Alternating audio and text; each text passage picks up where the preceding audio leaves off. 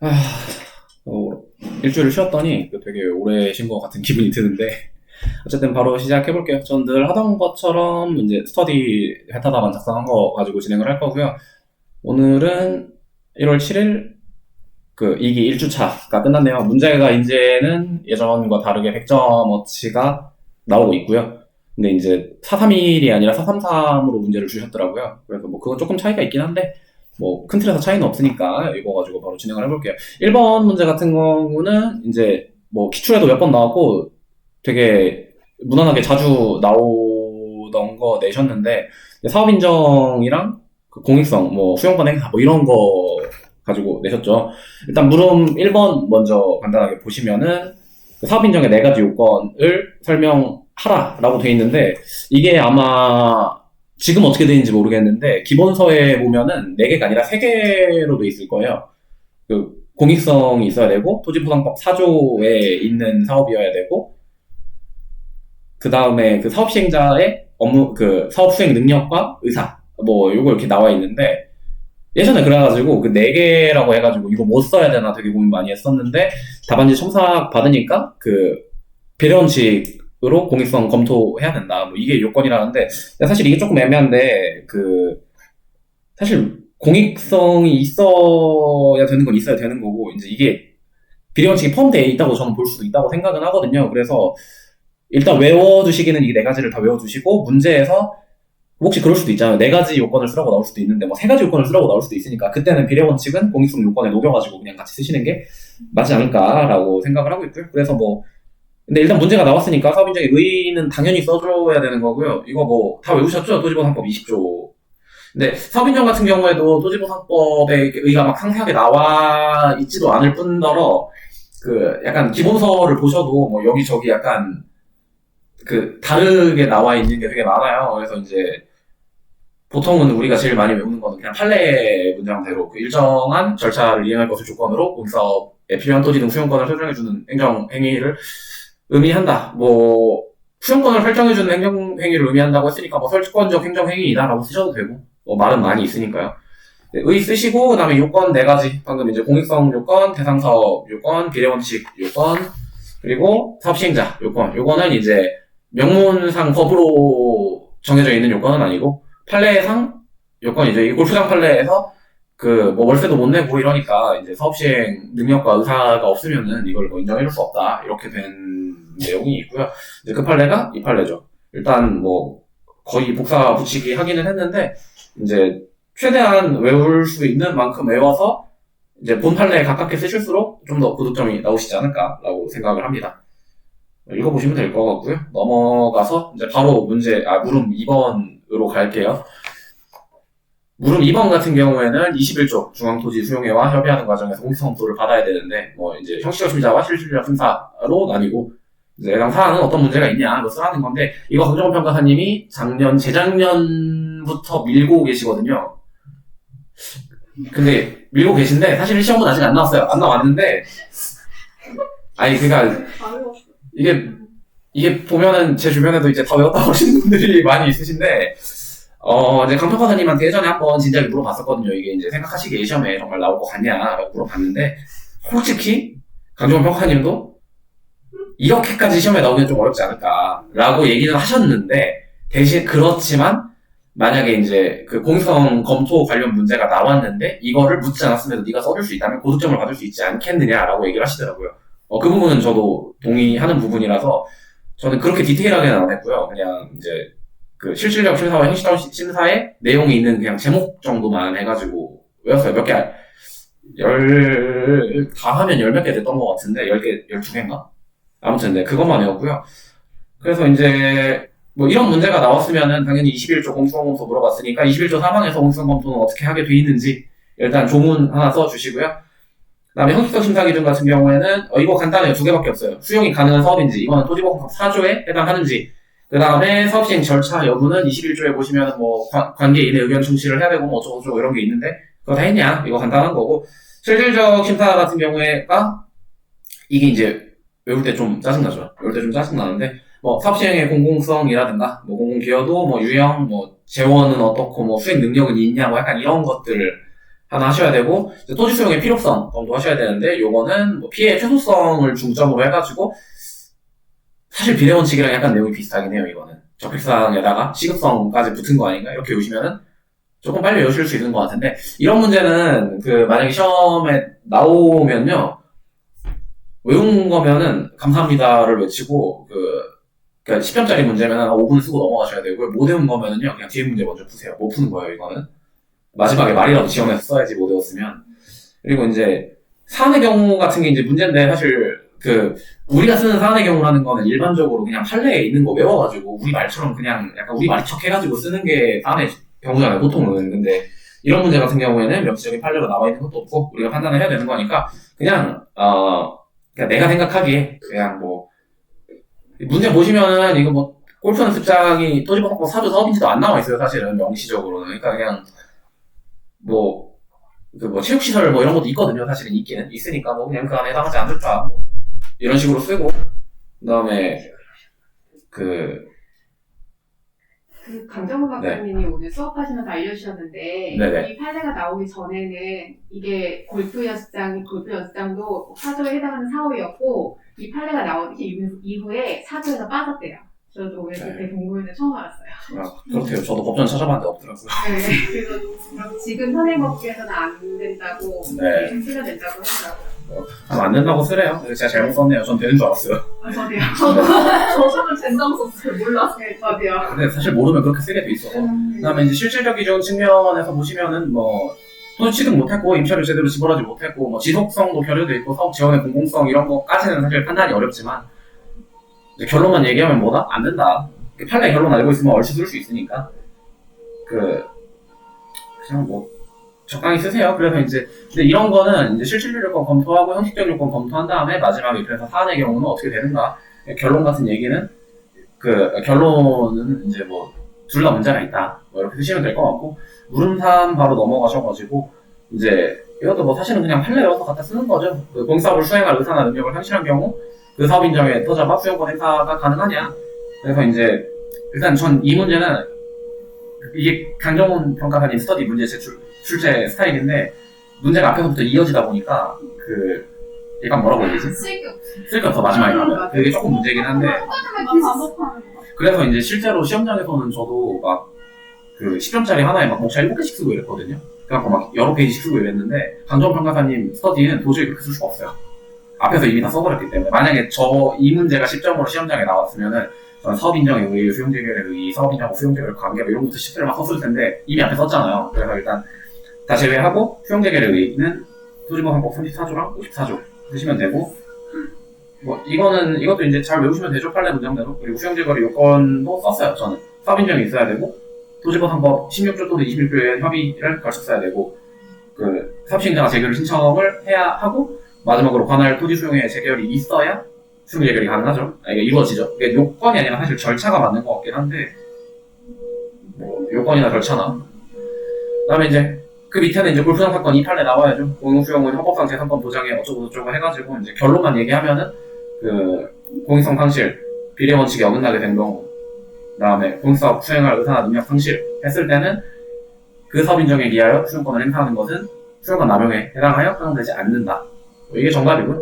사안의 경우 그렇게 해가지고 결국 이제 앞에 썼던 말 그대로 쓰시면서 요건 상실을 쓸 때는 원활한 사업 수행을 위한 목적 역시 당연히 인정될 수 없죠. 그렇기 때문에 수용권 행사하는 건 타당하지 않고 판례의 태도도 이와 유사하니까 수용권 행사는 불가능할 것으로 판단된다 라고 쓰고 마무리했습니다. 이 정도 쓰시면은 지금 페이지상으로 6페이지 가까이, 그러니까 5.8페이지 정도 나왔는데 이거 손으로 100개 써보시면 아시겠지만 7페이지 넘게 나올 거예요. 그대로 100개만 쓰셔도. 이게 글자 수가 좀 많이 들어가더라고요. 그리고 아마 시험장에서 이제 본인이 판례 이거 복사 붙이기처럼 당연히 못 넣으실 테니까 이거저거 빠져가지고 분량 줄어드는 거 생각하시면 6.5페이지 정도 나오는 답안이 아닐까라고 사당하게 생각해봅니다, 저는. 그리고 이제 3번으로 넘어가셔가지고요. 문제 2번 같은 경우에는 이게 실제 시험에서는 10점짜리로 협의 성립 확인 진정한 소유자 관련 판례로 나왔었는데 이제 아직 안 넣은 부분이 있다 보니까 크게 문제를 내신 것 같고요. 물음 1, 물음 2, 물음 3 다 개별 요점으로 어떻게든 나올 수 있다고 생각합니다. 일단 1번 같은 경우에는 그 협의 성립 확인할 때 협의 대상이 되는 토지의 진정한 소유자, 토지 소유자가 진정한 소유자를 의미하는가?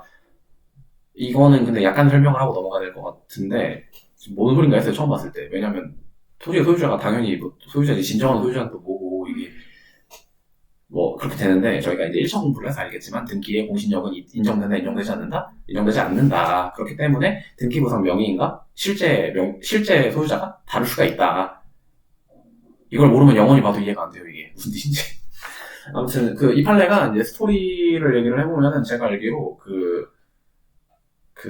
아팠었나 그 아저씨가 이제 등기부상 명의인이 가족 중에 등기부상 명의인이 아마주가 있었고 이거 진짜 땅 주인이 아파가지고 병원에 입원해 있었나 이래가지고 제대로 능사소독이 안 되는 상태였댔나? 그래가지고 그러니까 토지 수용될 때 막 뭐 협의 이런 걸 전혀 할 수가 없는 상태였대요. 그래가지고 이제 그거를 등기부상 명의인이 가족이 넘겼는데 이 아저씨가 정신 차리고 나가지고 야 지금 뭐 내 땅을 지금 뭐 누가 수용을 해가냐 나는 못한다 막 이렇게 돼가지고 소송 걸어가지고 이런 판결이 나왔다고 알고 있어요 일단은. 출생의 비밀이다. 아니 그런 건 아니고. 아니에요? 네, 그런 건 아니고. 어디서 들었지 그걸 출생의 아팠었나? 뭐 그랬던 걸로 기억해요. 제 기억이 맞으면은 아마.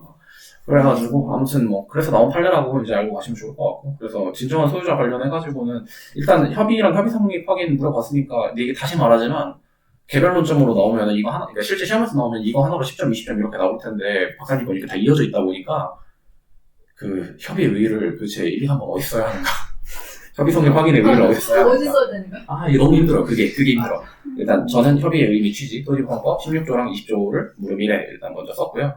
그 다음에 넘어가셔가지고 다음 페이지에 협의의 법적 성질 같은 경우는 사업인정 전후를 구분을 해주셔야죠. 사업인정 전 협의는 학설 및 판례 모두 사업상 계약의 실질을 가진다고 인정하고 있기 때문에 다툼이 없다. 사업상 계약으로 보시면 되는데 사업인정 후 협의 같은 경우에는 학설도 사실은 공법상 계약이라고 명시적으로 정해져 있는 건 아니지만 어쨌든 대립이 있고 근데 판례는 사업상 계약으로 보고 있다. 그렇기 때문에 검토를 해야 되는데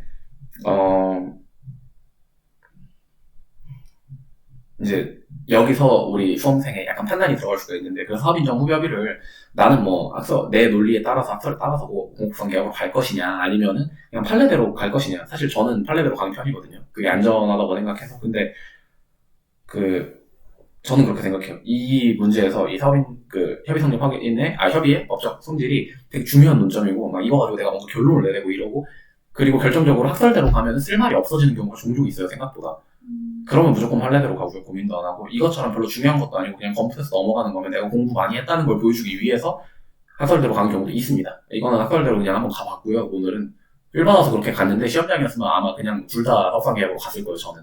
왜냐면 이것도 개인적인 생각인데 감정평가사가 변호사도 아니고 우리가 뭐 이거 가지고 소송을 할 것도 아니고 법리가 중요한 게 아니라 우리는 현장에서 그냥 사람들한테 뭐 판결을 내려줘야지. 현장 나가가지고 내가 막 이거 뭐 학살이고 막 이런 게 있고 막 그러면 그 사람들이 딱 한마디 할 거예요. 그래서 이거 가지고 소송하면 어떻게 되는데요? 이거 한마디 할 거예요. 그럼 소송 가면 무조건 사업상 계약으로 볼 텐데 판례대로. 그럼 사업상 계약이라고 말하는 게 맞지 않나 그렇게 생각을 해가지고 저는 판례대로 밀고 있는 편이고요. 뭐 모르겠어요. 학문도 그러니까 나는 이게 합격하고 법학도 하시겠다 하시는 분들은 뭐 그렇게 쓰셔도 될 것 같고 네, 제 판단이에요 그냥. 그리고 이제 밑에 내려가서 협의 성립 확인에 필요한 진정한 토지 소유자 같은 경우는 봤으면은 뭐 이 판례 되게 중요한 판례인데 이 문장이 되게 중요하다고 생각해요.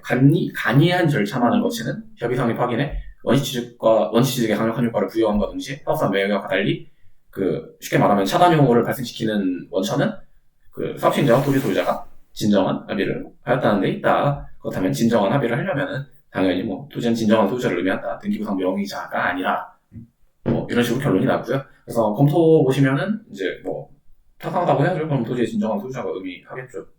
이렇게 쓰시면은 깔끔하게 끝날 것 같고요. 그러니까 법규 답안지 쓰시다 보면 결론 쓰셔야 되는 부분에 되게 자기 생각을 많이 놓고 요건 같은 거 검토를 되게 빡빡하게 해가지고 써야 되는 문제들이 일부 있고요. 그냥 오늘처럼 그냥 판례 멘트 대충 내 말로 바꿔가지고 베껴서 쓰면 되는 문제들이 있는데 미리 좀 정해 놓으셔야 나중에 헷갈리지 않을 거예요. 근데 또 이제 디테일하게 내가 털어야 되는 문제인데 이런 식으로 두리뭉실하게 써버리면 점수가 안 나와요. 그러면 또 참고하셨으면 좋겠고요. 그래서 이 문제 같은 경우도 지금 앞에 일반론 설명을 열심히 한 다음에 판례까지 검토 되게 짧게 썼잖아요. 쓸 게 없어서 그냥 짧게 쓴 거예요. 뭐 소송 요건 검토 이런 거 할 때는 저 막 그 사안의 경우만 한 페이지씩 쓰고 막 이러거든요. 뭐 그렇게 돼요 그게.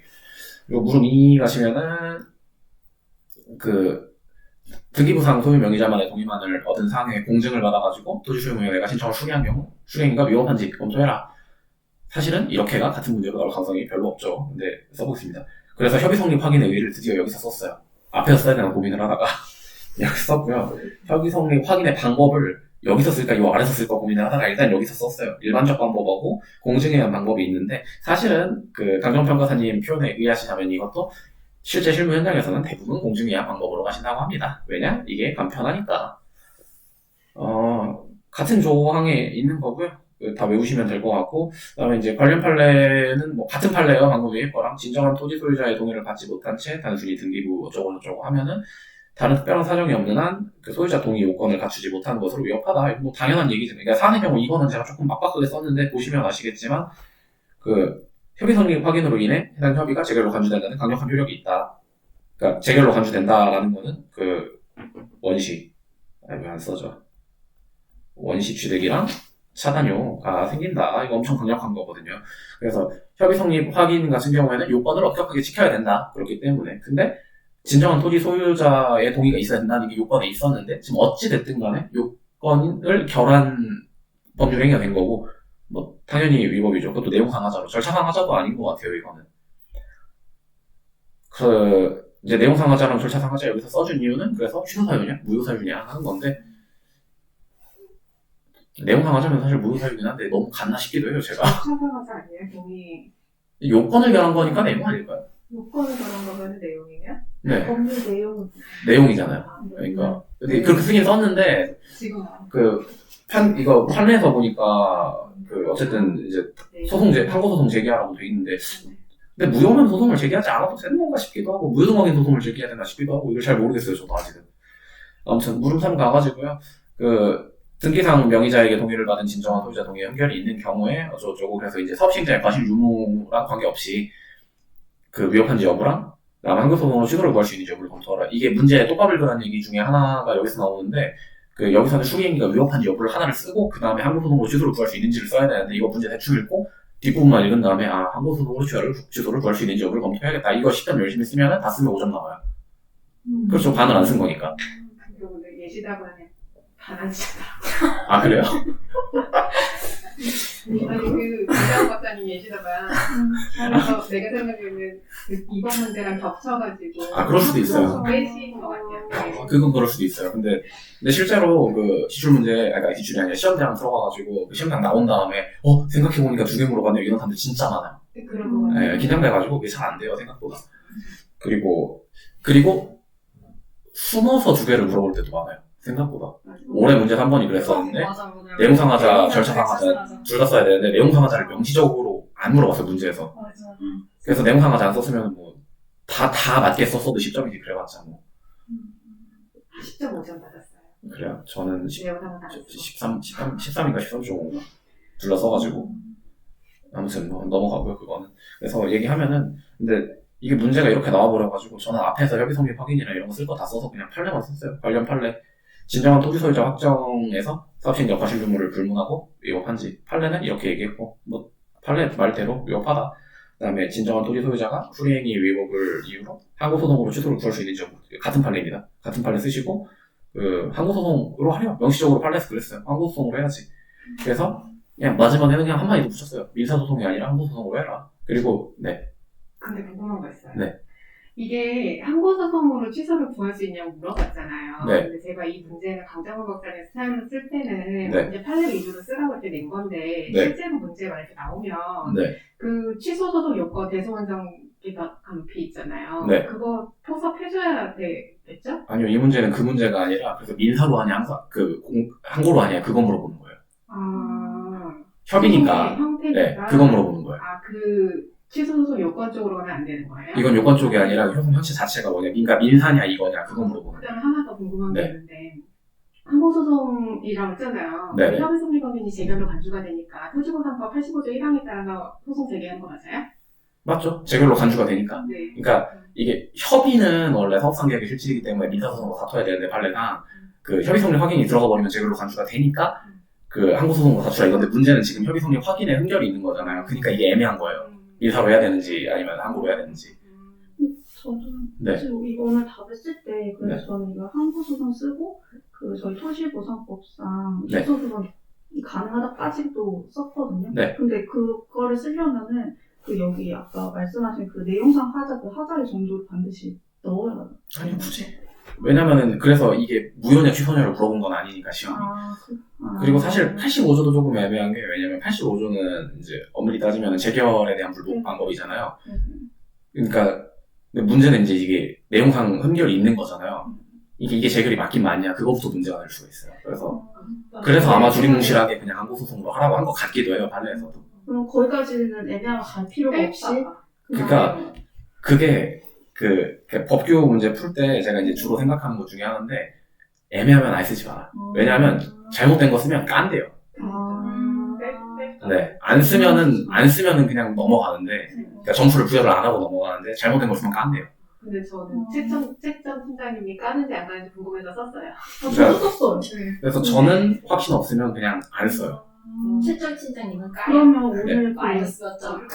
거부랑 부작이 제가 애매하고 있잖아요. 거부랑 부작이 취소소송 쓰는 게 일단 나왔어. 써서 이거 쓰면 불적이구나. 아, 네네, 그 문제 있죠. 그때 하나 네. 잡고 거부랑 부작이 애매하더라고. 그럼 두 개를 다 써주는 게 맞는 거예요. 사실 제가 문제가 정확히 기억이 안 나서 보면서 다시 얘기해드릴게요. 오늘 푼 게 아니라 제가 이렇게 네네. 너무 뒷장에서 얘기해드릴게요, 그거는. 네, 아무튼 그렇대요. 항고소송이 가능하대요. 근데 이제 가끔 방금 좋은 얘기 나오셔가지고 얘기하는 건데 그냥 판례에서 항고소송으로 하라고 했으면 항고소송인 거지. 여기서 이제 자기 혼자서 막 이런 표현이 적절한지 모르겠는데 공부 뻥에 취해가지고 막 괜히 쓸 필요 없는 그 취소소송이다, 무효동 확인소송이다 막 이것까지 쓰시는 분들이 있거든요. 저 썼어요. 네, 그러니까 근데 그게 만약에 정답이면 제 생각에 안 쓴 사람에 비해서 가산점을 줄 거라고 생각은 하는데 그게 잘못된 거면 오히려 까요. 근데 사실 판례에서 항고소송으로 취소를 구할 수 있다까지만 되어 있으니까 사실 취소소송을 하는 거 맞는 것 같기는 한데 이거 쓰면 정답인데 굳이 더 쓰는 저는 그 용기가 없어가지고 너무 쓰겠더라고요. 저 썼어요. 소결에다가 취소 소송. 그래서 이제 쓰면은 강에서 받을 0.5점. 그래서 우리 그 얘기 맨날 하잖아요. 그 이론은 남들보다 한 발짝 더 가면은 수석을 할 수 있지만 법규는 한 발짝 더 나가면 과락을 쓸 수 있다고. 그렇게. 네, 법규는 좀 보수적으로 그러니까 남들 쓰는 거를 더 잘 써라가 맞는 거지 안 쓴 걸 써라가 아니라서 법규는. 그래서 이번에 봐야겠다. 그러니까 채점 뭐라고 해야 되지? 이것도 제 생각인데 거기서 취소소송을 더 쓰는 게 아니라 점수를 더 받고 싶으시면 이 판례를 더 외워가지고 두 줄을 더 쓰시는 게 맞는 것 같아요. 제 생각은 그래요. 제 생각. 정확도를. 네, 뭐 그쵸. 근데 뭐 제가 법규 수석하는 사람도 아니니까 이건 제 생각이고요. 그렇지 않을까. 저는 그렇게 공부했는데. 아무튼 다음 문제 넘어갈게요. 따라해야지 오늘은. 다음도 많고. 문제 3번 30점짜리고요. 사실관계는 뭐 열심히 잘 읽어보시고요. 1번 보시면은 농업손실보상 재결 절차를 거치지 않는데 곧바로 사업시행자 상대로 가능하냐? 이거 뭐 단골 문제죠. 영업손실도 이렇게 나온 적이 있고요. 다른 것도 나온 적이 있고 이게 32회 문제 1번이었나? 2번에 나왔어요. 제가 그때 풀었었거든요. 기억이 나는데 이 답은 다 알죠? 안 돼요. 안 되는 건데 이제 왜 안 되는지를 우리가 써야죠.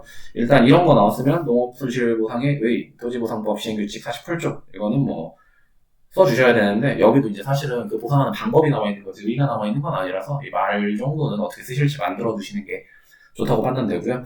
요건 같은 경우에는 사실은 이제 농업손실보상은 되는 요건이 나와 있는 게 아니라 농지는 다 되는데 이런 건 안 된다라고 나와 있는 이제 네거티브 조항이니까 이거 뭐 다 외우셔서 쓰셔야죠. 서비정 일고시 이후 그다음에 뭐 주변 환경으로 뭐 일시적, 그다음에 타인사회 불법 점유, 농민이 아닌 자, 그다음에 2년 이상 계속 경작하는 경우 이게 실무에서도 농업손실보상 문제가 나오면 이걸 쓰라고 할 수도 있으니까 기억해두세요. 이거는 중요한 거라고 생각해요. 그리고 이제 5번 사업시행자가 2년 이상 계속 경작하도록 허용하는 토지가 이게 왜 들어가 있냐가 이제 저는 공부 처음 할 때 좀 헷갈렸었는데 생각해보니까 어차피 이제 사업으로 인해서 정지되는 거 2년어치 보상해주는 건데 그냥 니네 땅은 뭐 공사 나중에 할 테니까 그냥 2년간 더 농사 지으세요 하면은 그냥 그 사이에 준비를 할 수 있는 거니까 뭐 손해보는 게 없다고 보지 않나 뭐 약간 그런 생각이 들더라고요.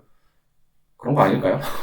그리고 이제 바로 판례 넘어가면은 판례는 그냥 뭐 이거 하나 외워두시면 돼요. 이거 말고 이제 영업손실 관련돼가지고 재결 안 거치고 직접 손실보상 청구할 수 없다는 거는 2018 기술실판례 제 유일하게 하나 외운 건데 뭐까지 그거가 영업손실 관련해가지고 이런 판례죠. 뭐 요점만 얘기하면은 그 3, 4조, 50조의 규정된 재결을 거치고 나서 83조, 8호조로 이제 규정받을 수 있는데 뭐 그 앞부분에 보면은 이유도 있어요. 뭐 그 이유는 공익사업의 원활한 뭐 수행을 어쩌고 뭐 비수용자의 뭐 그 보호하는 뭐 목적을 뭐 위해서 그 전문기관이 미리 심사하도록 한 제도이기 때문에 뭐 곧바로 사업시행자에게 하면은 뭐 부작용이 나타나고 뭐 어쩌고 막 그런 게 있어요. 기억해 두시면 좋고요. 사안의 경우 그래가지고 뭐 농업 손실보상도 이게 토지보상법상 손실보상의 일종이고 뭐 3, 4조, 50조에 규정된 거는 뭐 원활한 수행을 위해 전문 사업시행자가 아닌 전문성을 가진 기관이 뭐 미리 검토하도록 하는 거니까 뭐 이런 재결 절차를 거친 후 뭐 불복이 있을 경우에 뭐 이렇게 해야 된다라고 그냥 멋있게 잘 만들어서 쓰시면 되시고요. 물음 2번 넘어가서 이거 아까 말씀하셨던 것 같은데 그 재결 신청 청구권 이것도 재작년에 나왔었죠. 설명하고 편의토지 보상, 지장물 보상, 뭐 영업 어쩌고저쩌고 해가지고 사업시행자가 재결 신청을 하지 않은 경우에 불복 방법을 설명하라고 했죠. 재결 신청 청구에 의의 쓰셔야 되고요. 토지보상법 30조 뭐 당연히 쓰셔야 됩니다. 그 다음에 쓸 게 없어서 써봤는데 신청 청구의 내용 같은 경우 형식상 내용하고 실질적 내용이 별도로 있거든요. 뭐 요건이라고 하셔도 되고 내용이라고 하셔도 될 것 같은데 내용 같은 경우에는 엄격하지 않은 서면으로 하셔야 되고요. 그 다음에 사업시행자에게 해도 되지만 이것도 판례가 있죠. 업무대행자에게도 할 수 있다라는 판례가 있고 근데 이 판례가 업무대행자에게도 할 수는 있는 건데 결과적으로 얘기해가지고 업무대행자가 아니어서 안 된다라고 얘기한 판례였거든요. 나중에 보시면 알 것 같고 실질적 내용상으로 보면 사업시행자는 청구를 받은 일부터 60일 이내에 재결을 신청하셔야 되고요. 그러지 않은 경우에는 그 나중에 보상금 지급할 때 지연가상금까지 같이 지급하셔야 됩니다. 판례 내려가셔가지고요. 토지소유자나 관계인의 재결 신청에도 어쩌고저쩌고 해가지고 결국 뭘로 갖춰야 되냐? 법처분 취소소송이나 부작위 위법 확인 소송으로 다투어야 한다라고 되어 있고 그래서 4대 경우 넘어가시면은 재결 신청 청구 역시 뭐 공무상 권리의 일종이고 사업시행자는 직접 행정처 일수도 있지만 그렇지 않다면 공무수탁 사인으로서 행정청의 지위를 가지기 때문에 사업시행자가 이걸 거부한 거는 처분으로 볼 수 있고 그렇기 때문에 법처분 취소소송 혹은 부작위 위법 확인 소송의 방법으로 다투는 것이 타당할 것이다 라고 일단 썼는데 아까 질문하신 게 뭐였죠? 저는 아까 질문한 거 궁금한 게 있는데 네. 그 내용 있잖아요. 이게 네. 그 기간을 기산하는 게 만약 협의가 성립되지 않으면은 그 시점에서부터 다시 1년 다시 기산한다고 하던데. 아, 그거 같은 경우에는, 원래 이제 협의 불성립 시 재결 신청 청구가 가능하고, 청구 연로부터 60일인데, 협의 불성립이 명백한 경우라고 판단되는 경우는 당초 협의가 만료됐을 것으로 예상되는 날부터 기산한다는 말이에요. 당초 협의가 만료될 것으로 좀- 예상되는 날. 근데 그게 판례에서 이게 판례에서 그렇게 말했어요. 애매하다는 의견이 있었다는 거죠. 판례에서 그렇게 말해서. 아니요. 그거랑 이건 좀 별개의 건데. 왜냐면 그게 이제, 그러니까 협의 불성립이 명백하다고 해가지고, 기존 협의 기간 이전에부터 재결 신청 청구를 인정해줘버리면은, 사업시행자도 사실 계획이 있었을 거 아니에요. 이때쯤 협의가 끝날 거고, 이때 뭐 청구가 들어와도 60일 이내 해가지고 내가 자금을 마련을 해서 어쩌고 하면 되는데, 이게 너무 길어지구나. 협의가 너무 빨리 끝나버려가지고, 자금 구할 시간도 없고, 괜히 쓸데없이 지원가상금 물게 하는 건 너무 가혹하지 않냐? 이런 마인드였던 것 같아요. 아까 뭐였죠? 네. 여기 문제에서 거부인지 부작인지 명확하게 판단하는 게 전 애매했어. 네. 이 판례 없었을 거예요. 아마 그 명확하게 판례 판단하는 게. 그럼 그냥 네. 거부나 부작위가 네. 애매하면 그냥 두 개 다를 써주면. 그러니까 이게 문제에서 정확히 거부냐 부작위냐를 물은 게 아니라 관계인의 불복 방법을 설명을 했잖아요. 그게 둘 다 할 수 있다 그냥. 네. 뭐 다시 얘기하지만 거기서 애매하게 내가 하나 딱 찍었는데 틀리면 감점. 애매할 때는 그냥. 네, 애매할 때는 그냥 두리뭉실하게 남들 가는 대로 가자. 네네. 근데 실제로 이거 아마 뭘로 했을까요? 그래서 저도 궁금하긴 했어요. 궁금하긴 했는데 답은 저도 잘 모르겠고. 네. 그럼 3번 가시면은 협의가 성립하지 아니한데 뭐 손실보상에 해당한다고 주장하면 보상을 요구하는데도 손실보상 대상에 해당하지 않는다며 제외할 때 그 다음에 이를 제외한 협의를 하지 않아 결국 협의가 성립되지 않은 경우도 포함되는 경우를 검토하시오라고 하는데 다만 얘기하면 전부 다 포함됩니다. 포함되는데 일단 협의가 성립되지 아니한데 전 검토를 한번 했어요. 협의 절차를 거친 후에 근데 이제 뭐 액수라든가 범위라든가 이런 게 안 맞아서 협의가 성립이 안 될 수가 하나가 있고 그다음에 현실적으로 협의를 할 수 없는 경우 예를 들면 아파 도리도주자가 막 식물인간이고 이럴 수도 있고 그다음에 그거랑은 별개겠지만 이거는 그다음에 사업시행자가 서민정보시 이후 상당한 기간 동안 협의기간을 통제하지 아니한 경우 이건 판례에서 인정한 거고요. 협의기간 만료 전이라도 협의 불성립이 명백한 때 이것도 판례에서 인정을 했죠. 이게 아까 방금 시영님이 말씀하신 이 4번의 경우에는 이렇게 4번의 경우에는 당초 협의 기간이 끝나는 날부터 기산할 수 있다고 한 게 이거죠. 60일 이때부터 기산한다고 한 게. 그래서 이제 관련 판례 검토 넘어가면 이게 판례가 3개인가? 박사님 모르셨던 게 3개인가 2개인가 있을 텐데 그게 조금씩 달라요 말이. 그래서 외우시면 좋고 뭐 협의가 성립되지 아니한데 라고 하면 이제 뭐 협의 전차를 걸쳤으나 협의가 성립하지 않은 경우는 물론 이제 토지 소유자 중이 뭐 주장함에도 불구하고 사업시행자가 손실 보상에 해당하지 아니한다고 보아 이를 제외하고 협의를 거치지 않아 결국 협의가 성립하지 않은 경우도 포함된다고 보아야 한다. 뭐 이런 판례가 있고요. 그래서 사안의 경우는 그러니까 이런 것도 특별히 내가 검토할 거는 없죠. 이런 문제도 그냥 뭐 판례에서 이렇게 된다고 했으니까 맞다 그냥 그렇게 써주고 끝냈습니다. 그래서 이제 15페이지가 조금 안 남았는데 전체적으로 이거를 다시 얘기 드리지만 손글씨로 직접 쓰고 빠질 거 빠지면은 아마 16.5페이지나 17페이지가 조금 넘을 거예요. 직접 사실 써보시는 게 제일 좋은 방법이긴 한데 일단 오늘 제 거는 여기서 마무리하도록 하겠습니다. 혹시 마지막 문제 질문 있으셨나요? 아니. 남길게요.